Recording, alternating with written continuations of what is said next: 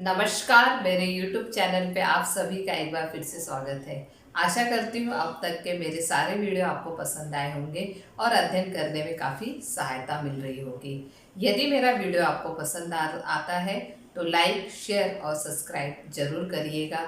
और हाँ, bell icon press करना न भूलना, क्योंकि बेल आइकन प्रेस करने पर मेरे नए नए वीडियो के नोटिफिकेशन आपको समय समय पर मिल जाएंगे। नमस्कार विद्यार्थी मित्रों, मेरे इस YouTube चैनल पर आप सभी का स्वागत है।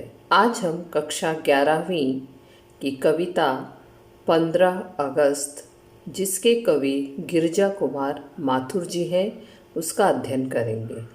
सर्वप्रथम बच्चों, हम कवि का परिचय देख लेते हैं, जो इस प्रकार है। गिरिजा कुमार माथुर जी का जन्म 22 अगस्त 1919 को अशोकनगर मध्य प्रदेश में हुआ। आपकी आरंभिक शिक्षा झांसी में तथा स्नातकोत्तर शिक्षा लखनऊ में हुई। आपने ऑल इंडिया रेडियो दिल्ली तथा आकाशवाणी लखनऊ में सेवा प्रदान की। संयुक्त राष्ट्र संघ न्यूयॉर्क में सूचना अधिकारी का पदभार भी संभाला। आपके काव्य में राष्ट्रीय चेतना के स्वर मुखरित होने के कारण प्रत्येक भारतीय के मन में जोश भर देते हैं। माथुर जी की मृत्यु 1994 में हुई। आपकी प्रमुख कृतियाँ मंजीर, नाश और निर्माण, धूप के धान, शिला पंख चमकीले, जो बंध नहीं सका, साक्षी रहे वर्तमान, मैं वक्त के हूँ सामने, काव्य संग्रह आदि। काव्य प्रकार: यह गीत विधा है जिसमें एक मुखड़ा और 2 या 3 अंतरे होते हैं। इसमें परंपरागत भावबोध तथा शिल्प प्रस्तुत किया जाता है। कवि अपने कथ्य की अभिव्यक्ति हेतु प्रतीकों, बिंबों तथा उपमानों को लोक जीवन से लेकर उनका प्रयोग करता है। तार सप्तक के कवियों में अज्ञेय, मुक्तिबोध, प्रभाकर माचवे, गिरिजा कुमार माथुर, नेमिचंद्र जैन, भारत भूषण अग्रवाल, रामविलास शर्मा का महत्वपूर्ण स्थान है। काव्य परिचय देख लेते हैं। प्रस्तुत गीत में कवि ने स्वतंत्रता के उत्साह को अभिव्यक्त किया है। स्वतंत्रता के पश्चात विदेशी शासकों से मुक्ति का उल्लास देश में चारों ओर छलक रहा है। इस नव उल्लास के साथ साथ कवि देशवासियों तथा सैनिकों को सजग और जागरूक रहने का आह्वान कर रहा है। समस्त भारतवासियों का लक्ष्य यही होना चाहिए कि भारत की स्वतंत्रता पर कोई आंच न आने पाए, क्योंकि दुखों की काली छाया अभी पूर्ण रूप से हटी नहीं है। जब शोषित, पीड़ित और मृतप्राय समाज का पुनरुत्थान होगा, तभी सही मायने में भारत आज़ाद कहलाएगा।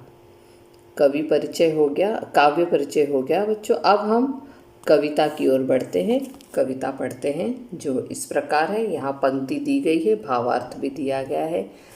आज जीत की रात पहराए सावधान रहना, खुले देश के द्वार अचल दीपक समान।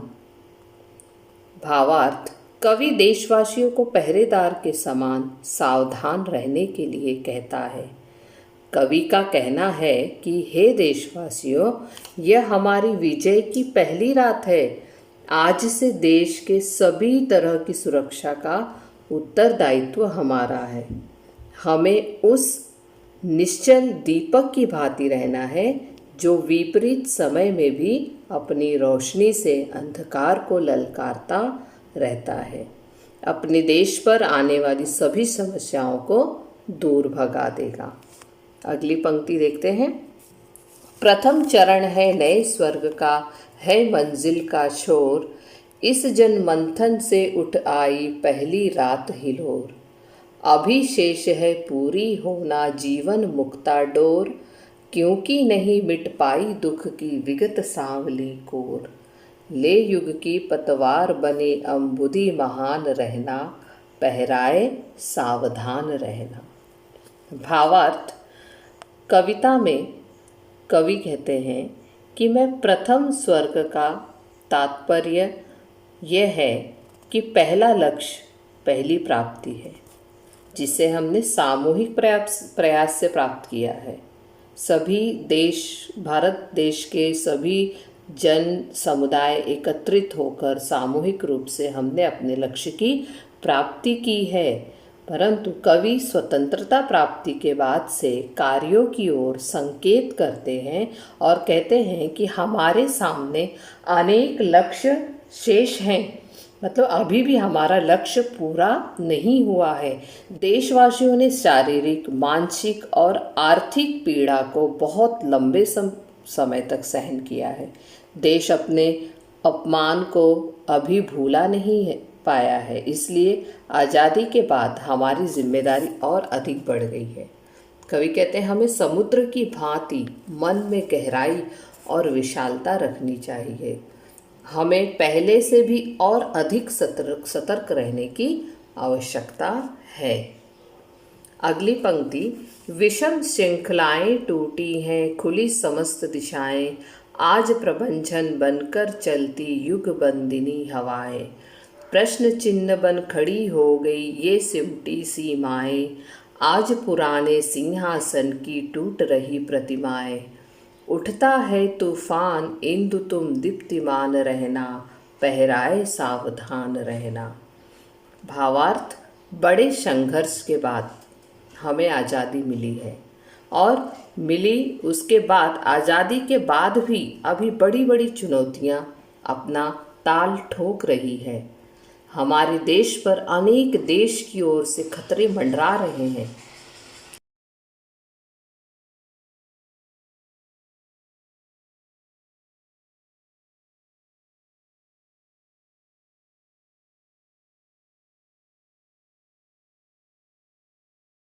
ब्रिटिश सरकार ने हमें कमज़ोर करने के लिए कई प्रकार के जाल बिछाए हैं।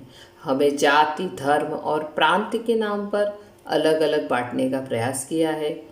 यह हमारी प्रगति के लिए रुकावट है। आज ब्रिटिश सरकार का सिंहासन ध्वस्त हो गया है, लेकिन लोगों में आक्रोश है। अगर हम सावधान न रहे तो हम आपस में ही लड़कर एक दूसरे को नुकसान पहुंचा सकते हैं। इसलिए इस हर्ष विषाद की घड़ी में हमें अत्यंत सावधान रहने की आवश्यकता है।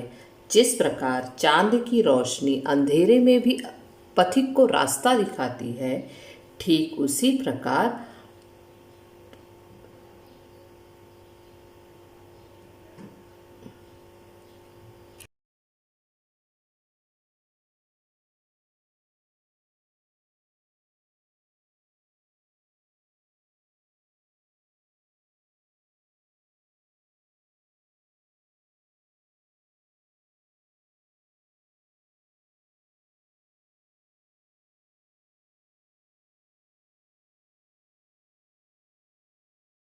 ठीक उसी प्रकार हे पहराए, तुम्हें भी सबको रास्ता दिखाना है। क्षमा चाहती हूँ, यहाँ पे पहराए की जगह पैर आए, यहाँ पे करेक्शन करना है।